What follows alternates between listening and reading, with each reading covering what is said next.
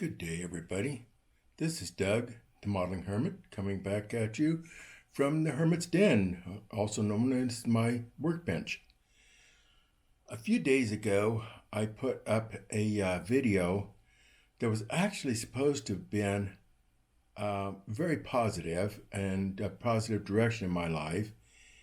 And in looking at it several times, I go, man, that sure isn't saying what I'm trying to say, and it is very negative. And I got rid of said video. Well, the problem was that I had a tribute to a shout out to one of my friends on there. And the reason that I bring that video up at all is that I want to go ahead and bring that tribute back out, that shout out back out to my friend. So the friend is Pat Redmond. I've known Pat, since the late 1990s, early 2000s from the Hobby Heaven forum on the internet. And I think that's Spotlight Hobbies now, if I'm not mistaken. But anyway, I wanted to shout out to Pat. He sent me this shop card of his. Shows all the different ways he builds, from drag cars to street rods to snow plows to, that's NASCAR down there. He does it all. Find him on Facebook, YouTube, and Vokey. And Pat's just a really great guy. Be sure and go check out his channel. Tell him I sent you. And be sure and give him a subscribe too. You'll definitely want to do that. His work is really top notch. He's one of the best there is. Been very good inspiration to me as well as the whole modeling community. So once again, that's Pat Redmond. Pat Redmond, thanks for being such a great friend and such a great asset to our community, our modeling community.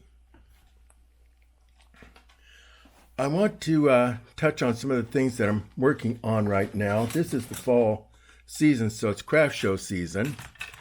And for those craft shows, some of the things that keep me away from the modeling bench is I make things like desk accessories and so on. This is a keychain whistle that I make. I also make pens. And then also a new thing that I've come out with is a motorcycle pen. It's got a little eagle head on it. It's got the engine at the top and a little kickstart for popping it out. So anyway, my daughter sells those for me at craft shows during the fall season up until about Christmas time. So anyway, definitely that's something that keeps me busy. On the bench, what's keeping me busy? I have got Revels 1957 Ford Del Rio ranch wagon. Can be built stock or custom.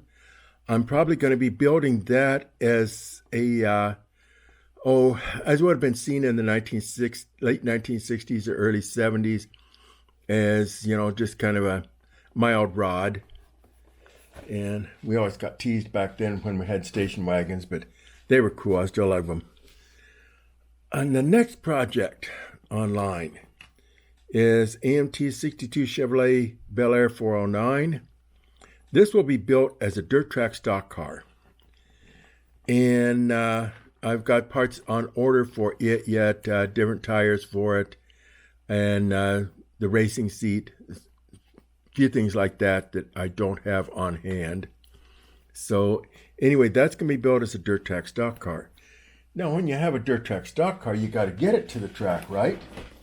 Well, that's where the project I'm working on right now comes in. That's MPC's 1972 Chevrolet Racers wedge. I can't get that all in the picture with no more room than I've got. I'm too lazy to back up the camera. But that's my next project. It's a very nice kit. I really like this kit. I built it once before. I have a couple, three concerns with it. One are the tires look very anemic. I mean, they've used the same tires they use for the pickup. They're using half-ton tires, which are basically nothing more than car tires. So it really looks anemic to me. I am fixing that. I've got some heavier duty tires that I found These are white ovals and just a little bit taller, slightly taller. But it's what will work with what I've got to work with. The rear axle is set up for tandem. I'm putting it as a single axle with duals on it. That's my hope anyway. I haven't measured things down here. Now, my big concern, well, let's get to the side panels first. Okay, the side panels, this was set up for tandem axle, which to me, by the way that they had it made, just looked very toy-like. Just very toy-like to me. And I didn't really like it. So I've filled in the gap, and I've made a mark where I'm going to be cutting out for a single axle on this one. And with that comes the problem, is the chassis. We are back to the basic, good old-fashioned promo-style chassis, where the exhaust and the rear end and drive shaft, all that stuff's molded in. And when they mold it in, they also have this big open hole here for the axle to go through. That's going to cause some problems there in cutting that, because when I do, that's going to actually cut that in half back here. And with that, when I cut all this off and I try to put on another axle to go with it, this is where the second axle comes in. When I try to cut that off, I can run into problems of, am I going to be straight or crooked, or am I going to be too far forward, too far backward, so on and so forth like that. I've decided, since the chassis is really not going to be seen, this is something that's going to bug me, but I'm going to do it anyway. I'm just going to go ahead and hook this other axle back on and close this one off and just ignore that front axle. I mean, it won't be used anyway. We're going to be using the back axle on it and just work from there. I can really do other things with it. I should just actually, take and just build a whole new suspension for it. But I don't want to go through all that for this kit. So we are going to just extend this the way that they show it being done in the instructions, and ignore this front one and use the back one as it comes out back in here. So that is my issue. I mean, that's going to drive me nuts, because the OCD in me is just going to go nuts over the fact that that is unused and it's very unrealistic. But it won't be seen once the truck is up on its wheels and on the shelf. That won't be seen anyway, so I'm just going to have to learn to live with it, I guess. Now watch me go ahead and cut it all out and redo the whole works anyway. Anybody that knows me knows what I'm liable to do there. That is what we're going to be doing on the Racer's wedge. And it's kind of a major thing on the chassis. The body really isn't all that much. I mean, we're just filling in a hole and making a different hole on the back of the body. That's about all that's really happening on the body. And now one concern I've got is the interior. These old kits, they mold in the seats into the interior, and it's a big hassle to try and redo that. But trying to get the detail painting in there, wow, I've got little curved brushes and everything else to work with, and even then, it can be a real challenge.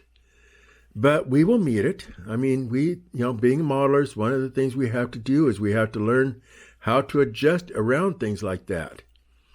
And looking at the positive side, you take a negative, you figure out how to do it, and you go, I did it, and it's a thing of, I can do that. I win. So we're going to win on that interior. We're going to win on the chassis. I don't know, yet whether I'm going to end up cutting all that off and, just putting that extra piece on or what.